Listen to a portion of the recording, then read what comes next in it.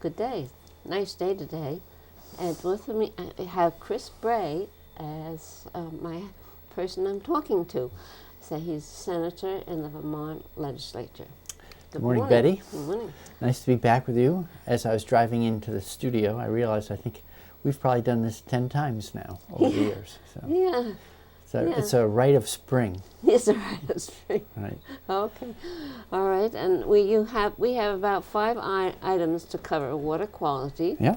energy, toxins, pay equity, and campaign financing. Right. Great. And of course, there's a lot more, but in thinking about today, these are some of the major things I've been working on this session.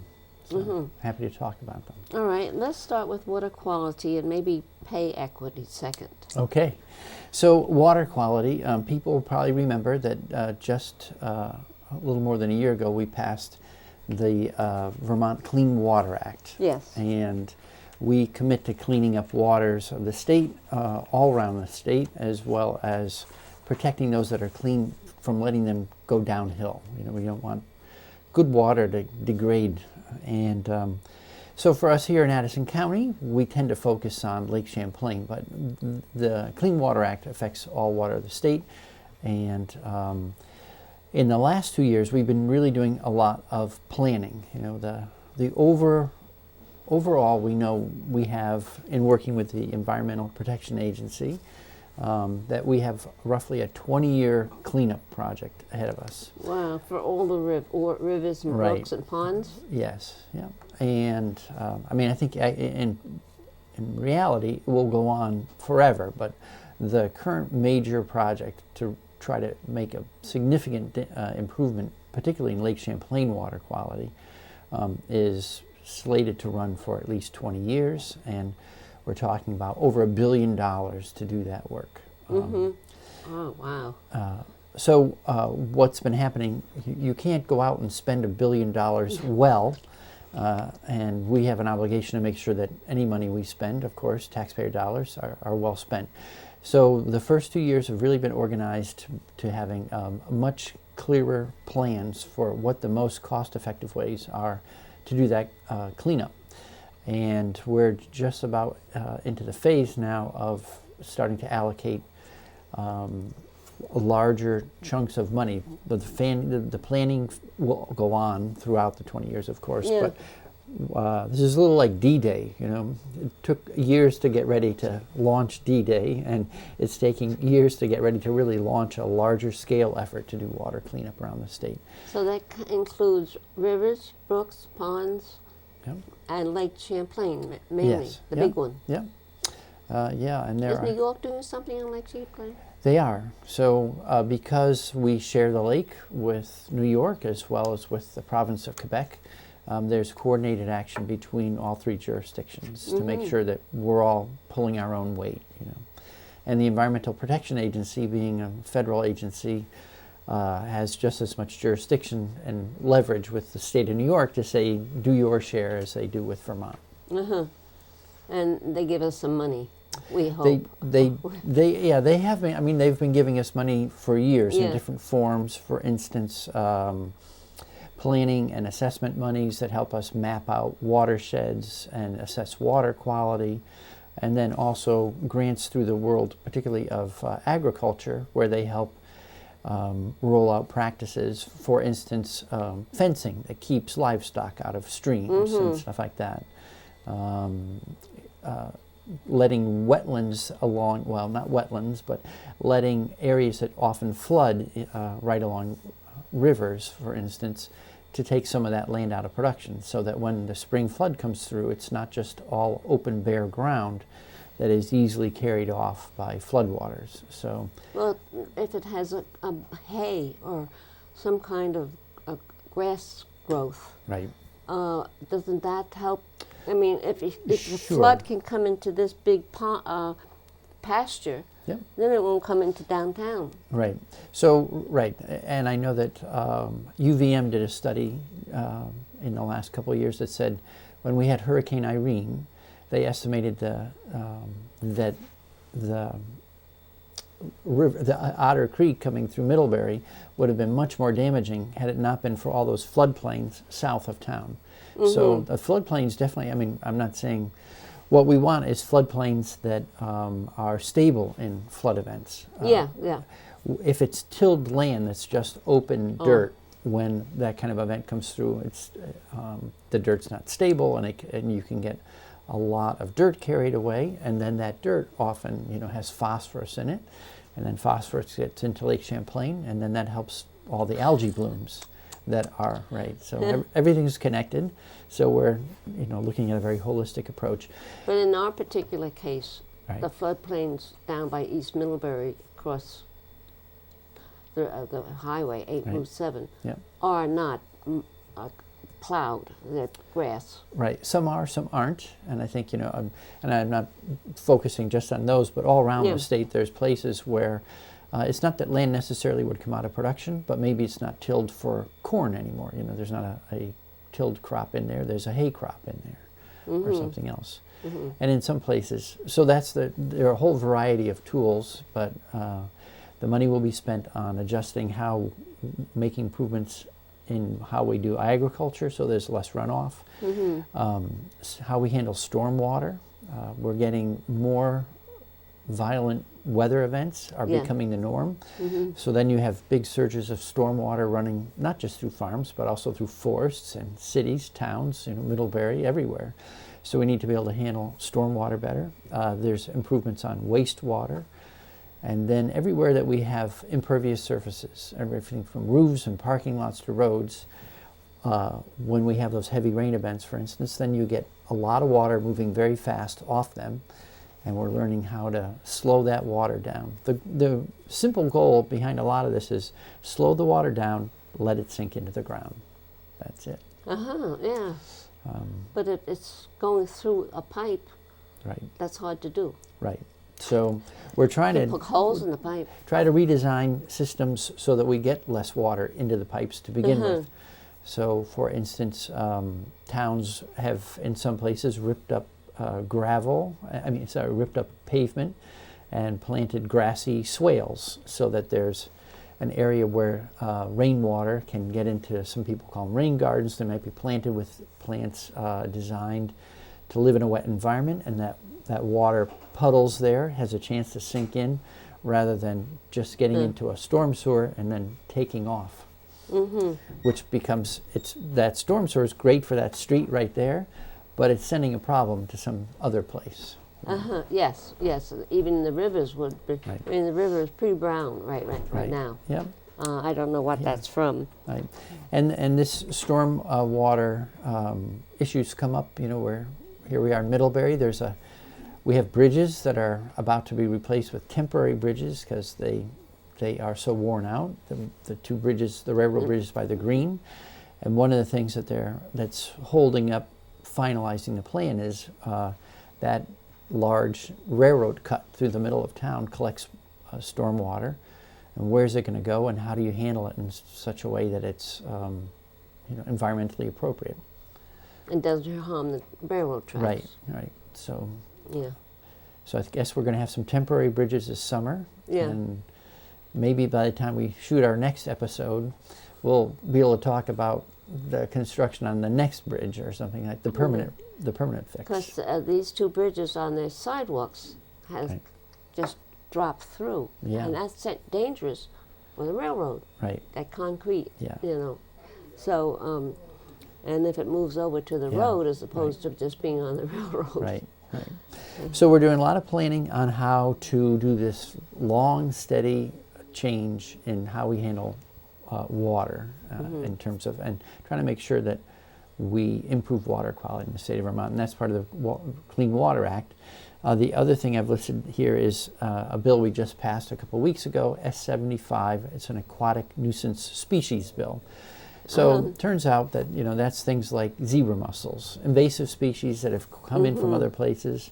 I think probably everyone who's been around a Vermont lake is familiar with Eurasian milfoil. Those weeds that grow up in the water, and they can make it really unpleasant to swim and all the rest. And there are about 60 aquatic nuisance species, plants and animals, that have moved in to Lake Champlain, particularly, but many other lakes and ponds as well. So we're trying to slow down the spread. I mean, probably the most are in Lake Champlain. So if you take a boat out of Lake Champlain and then you go over to Lake Dunmore, you could carry milfoil, for instance, on your boat or trailer. And it only takes a little bit of milfoil dropped back in the water. It can settle out and start a whole new plant. So, and that's true of many of these things. Zebra mussels, the list goes on and on. So we are working to work with lake associations and municipalities that run boat launches. And in a boat launch that has an approved facility, which means they will have a washing and inspection station. Anyone who launches at one of those will have an obligation going forward to submit to inspection and washing, free washing, if the inspection shows these kinds of invasives attached to the trailer or the boat. They could be little. They could be very little, so it's not that easy a thing to stop, but it's not. We just need to be steady about this. Some people said, well, I wish you would do more, but we're getting a start. So right now there are 4 places that do this sort of active boat washing. I think by the end of this year there'll be 8, and we probably need a lot more than that. But some of our testimony in committee was a beautiful little pond over in the Northeast Kingdom, Shadow Lake. They've been really working hard at this. So they've had a boat launch and a wash for years, and they log where people come from. And although that is might seem like a remote place, last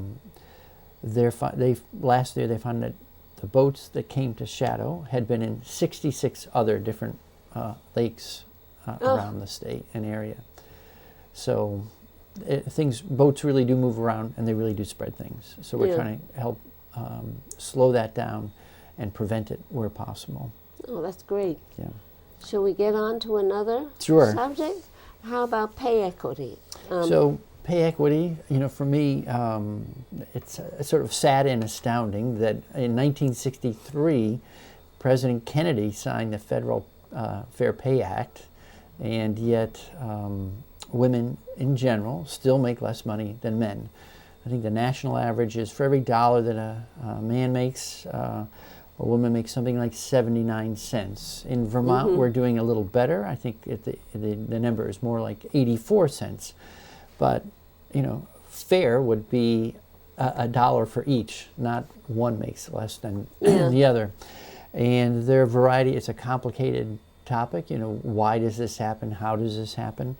And as a first step, I've been interested in trying to level that playing field for a variety of reasons. One, we all have. First and foremost, fairness. And then secondly, if women made the same pay at work as men in Vermont, it would add $1 billion worth of income to women in the state of Vermont, which would mean an increase in fairness, an increase in abilities of working women to take care of themselves and their families, and it would be a boost to the Vermont economy. So there's really good reasons to do it. There's a lot of women who are taking care of families, and paying for families and so forth. Right. And so we don't want them handicapped, and it's just not right. It's not fair. We need to figure this out. So one of my frustrations in the legislature has been saying, well, how does this happen? Why does this happen? Try to get to the root causes more. And so I have a bill in, S-110, that says, okay, if we don't quite know how this all works out or doesn't work out, let's start collecting more data so we see see what wages are across the board. And so the first step is collecting better information. And just last week, I was able to take a provision of that bill and get it into the big economic development bill. I said, well, this is like a ship is sailing. I'm going to get on that ship and send this piece over. So it says that when we do workforce education and training in the state of Vermont, and we put state dollars into those efforts, let's make sure that they were collecting a variety of data. They were never collecting gender. And it's important, I think, to know the gender of the trainees, because Yeah. some occupations make more money than others. And if you have fewer women going into the higher paying occupations, then you're really lining them up for a lifetime of lower earnings. And it's not only in your working lifespan, but while you're working, you're paying Social Security. And your Social Security benefit depends on how much you made while you were working. So if you have a lower wage job, you'll have lower wages while you're working, and then you'll have lower wages in retirement. And that's something we need to address. And the lower income for the children. Yes, yeah. So yeah. No, that is important to address. I agree. Well, shall we go on to energy? Sure. So, I chair Natural Resources and Energy, and I've been slugging away on energy topics, I think, for years now. But we're doing... I was on Natural Resources at one point, too. Sure. Yeah. Yeah, and it's... we're in the midst of a very large transformation. Vermonters have said over and over again they prefer clean energy to dirty energy. So how can we make the move away from fossil fuels, which have climate change impacts, and they also have climate change is kind of hard to sense for all of us. It's happening steadily but slowly enough that you don't feel it immediately most of the time. But every day, though, there are daily negative health consequences of burning so much fossil fuel. And an MIT study from a couple years ago shows that 200,000 Americans die an early death by the virtue of breathing in all those pollutants that come along with burning fossil fuels, whether it's heating a home or driving a car, or truck, or bus around. Burning wood or in your fireplace can cause some problems. Right. And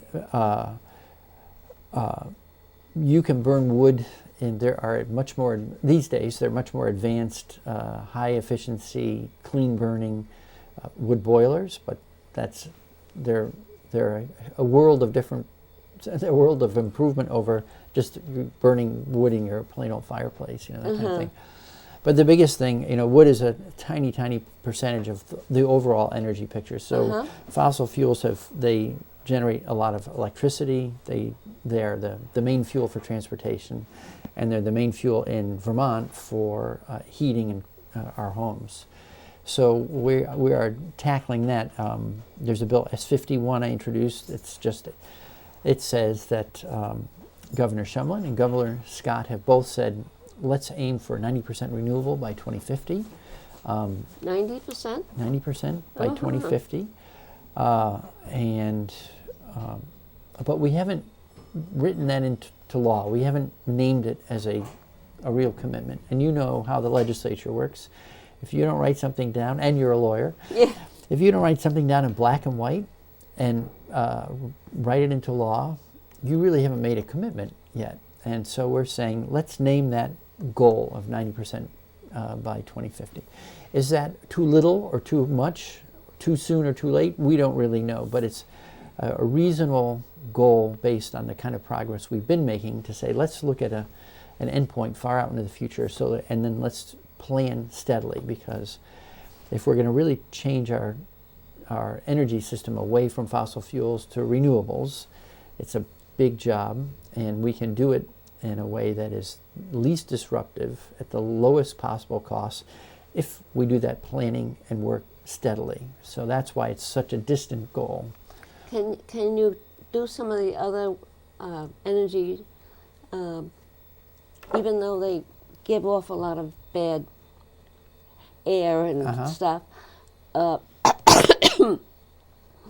can you do something so that you can use that? Use oil or gas or... Well, so I think we will always have fossil fuels around and in use. And diesel engines today are far, far cleaner than diesel engines of 10 or 20 years ago. Yeah. So we keep making improvements in terms of how clean they are, reducing the particulates and the different toxins really that come off, the nitrous oxide, sulfur oxide, etc. but they continue to emit carbon dioxide, and that's the big problem, because carbon dioxide goes up in the atmosphere. It's like making the planet into more and more of a sort of a greenhouse that traps the heat of the sun that comes in through that atmosphere. And as we keep heating things up, we're seeing a lot of very damaging environmental impacts. For instance, several hundred people sadly just died in Colombia in record rains, and that kind of heavy, intense rain event is becoming the norm these days. And part of that is because as we heat up the planet, we heat up the air. Warm air holds more moisture than cold air. So when there's more moisture in the air and then you get a rainstorm, you can wring more water out of those very loaded, warmer, wetter clouds. I mean, that was the kind of storm that gave us Irene here. So. Yeah. Well, we can read about it and hear about it on the radio, about other states, other towns, and so forth. What happens to them with the tornadoes and the heavy rain and the heavy snow, which can be very wet, heavy snow. Sure. Right. Well, and so, sometimes these conversations start to sound like doom and gloom. I think the other thing I always want to remind myself and Vermonters of is that there's a real opportunity. A lot of these fossil fuels, I mean, we don't produce them in Vermont, so we're always buying in these fuels from out of state. When we generate local energy through wind and solar, for instance, that's energy that we consume, we generate here. We can be buying it from our neighbors. We can be consuming it here. So we keep more dollars in our state economy. So how we make, and so back to this planning bill, who knows how many electric vehicles we'll have in 10 years or 20 years, and some people say, oh, well, that won't be electric, there'll be hydrogen. So this bill doesn't say we know how to get to 90 by 2050, but it asks the Department of Public Service, where they have full-time planning experts for energy, to each year come back to the legislature and say, compared to that goal of 90 by 2050, are we on a trajectory to get there or not in the area of electrical generation, in thermal, and in transportation? And give us a snapshot of where we are, give us recommendations on what we could do to make sure we stay on trajectory, and they're the experts on what the most cost-effective investments would be to make, and many of which are actually, again, good for our economy. So as we build out jobs. Sure. I mean, the fastest growing job sector in the state of Vermont is renewable energy. The last census I saw was 17,727 people had a job that all or part of their work was related to clean energy. So some of those people, that's all they do. Other folks, maybe a lawyer that has a general law practice, and one of the things they do part of the time is write up contracts related to energy projects or something like that. So we're not saying 17,000 people make their living in it, but 17,700 make at least part or all of their living in it. So it's been a very positive thing for the state's economy. And Governor Scott recognized that. His first ribbon cutting was for a new solar parking canopy at the Hunger Mountain Co-op in parking canopy? Yeah, so it's like a car park almost, just a roof up on a timber frame. And on the top of it, it's all covered with solar panels. So you pull in and you're out of the sun or weather or whatever, but it's also a charging station for electric vehicles. And when Governor Scott was cutting that ribbon, it was not just about that particular car park, but as he said, this is one of the strongest parts of our economy. Let's keep this going. So we can keep this going and keep it growing as well, but we need to plan our way forward. Now, can we do this without federal dollars or less federal dollars, or we don't know what the feds are going to do at the moment? Yeah, I would strongly agree with we don't know what the feds are going to do at the moment. I mean, there's a lot of change being discussed in Washington. So do we have the money? Probably the thing that would slow us down the most is that there are tax credits that go along with building renewables, and that's what. And so, for the most part, Vermont, they're not Vermont tax. There are Vermont tax credits, but they're very modest. The main tax credit that helps people invest the money in renewable energy projects is a federal tax credit, and if the Congress revised it just a year or so ago, they are stepping it down over the next 5 years, but it's still a meaningful thing. I think by the 5th year, where it's still at something like a 22% tax credit for the cost of that investment in renewables. So I hope the federal government maintains that. The Congress passed it just recently. I don't know if we'll see it disappear or not. I hope not. But a lot of our work is in state in terms of planning and developing renewables for ourselves. So well, that's important. When we can do it ourselves. Right. I mean, I think for me, when I think about my work in the legislature over the last 9 years, starting with Farm to Plate, which was growing more fresh whole foods right here in Vermont for Vermonters and for export, I keep looking at how we can grow our own economy in ways that are healthy for us. And, we're always going to be part of a national and international economy, but that's far, far, far bigger than us. So we're not going to change that system. Let's look at what we can do for ourselves here in state. So if you're looking at farms, food, forestry, those are things where we can really make an impact on our own, and we have been. And now renewable energy is a very similar thing. We can either produce more for ourselves, and then we haven't talked, but we've done a tremendous amount of work in the last 20 years on efficiency. Yeah. And so we need less energy, and there's still big opportunities there, especially in weatherization. And that efficiencies are in the walls of houses. Sure. And buildings, Yep. especially new ones. Yep. And a lot of old ones. Right. So we just passed a big housing bill, and one of the things that we made sure was part of that bill, as it went by Natural Resources and Energy. We don't do housing bills, but we were asked to look at it, and it includes a very high level of efficiency, energy efficiency for all those units, because part of the goal of that program is to have affordable housing. Yeah. And one of the things that makes housing more or less affordable is how much do you spend every month on heating and electricity. And we've gotten so good at building energy efficient units that for roughly 2 to 5% over traditional costs, we can make housing that has almost a zero ongoing cost for energy. They're almost self-supporting. Some people call them near net zero. So we don't obsess about whether they need no net energy from outside, but you get them so close that you might see costs over the course of a year of $100 or $200. I think there was just a senior housing project where they're estimating their heating costs will be something in the neighborhood of $6 a month. Heating, cooling costs of $6 a month. What kind of heat can you get? How do you get the heat?